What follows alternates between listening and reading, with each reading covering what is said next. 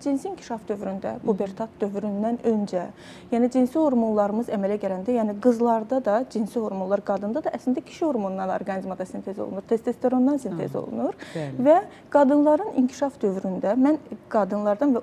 qız uşaqları və oğlanlardan ayrı toxunacağam bu mövzuya ki, bu dövrdə məsələn qız uşaqlarında tər ifrazında elə oğlanlarda da xüsusi sərt qoxu, turş, sərt, yəni kişi tərinin qoxusu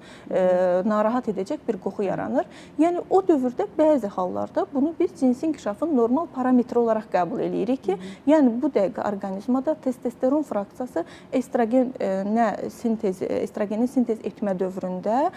bu tər qoxusunu biraz təbii qəbul edə bilirik biz. Amma bu tər qoxusunun yanına əgər piylənmədə, əgər kişi tipli bədən quruluşu da qız uşaqlarında daxil olursa, məsələn, çiyin nahiyədən genişlik, çanağın kiçikliyi, bədənin üst nahiyədən böyüklüyü, dəridə kəskin yağlılıq, civzələrin olması, təbii ki, bunlar inkişaf dövrünün parametrləridir, amma ona görə həkim dəyərləndirilməsi və o dövrün hormonal balansı. Çünki orqanizmada hər yaşın özünə məxsus hormonal dəyərləri var. Yəni, hormonlar uşaq orqanizması ilə böyük orqanizmasında eyni deyil və hər yaşa görə onun meyarları və ölçüləri var və oradan biz dəyərləndirəriksə, narahat olaqmı, olmayaqmı, buradan yola çıxarıq və uşaqlarımızın bu dəqiqə həyatımızda qidalanmanın düzgün olmaması, endokrin pozucuların həyatımıza daxil olması gətirir, çıxarır ki, baxın, bu tipli erkən cinsi inkişafa,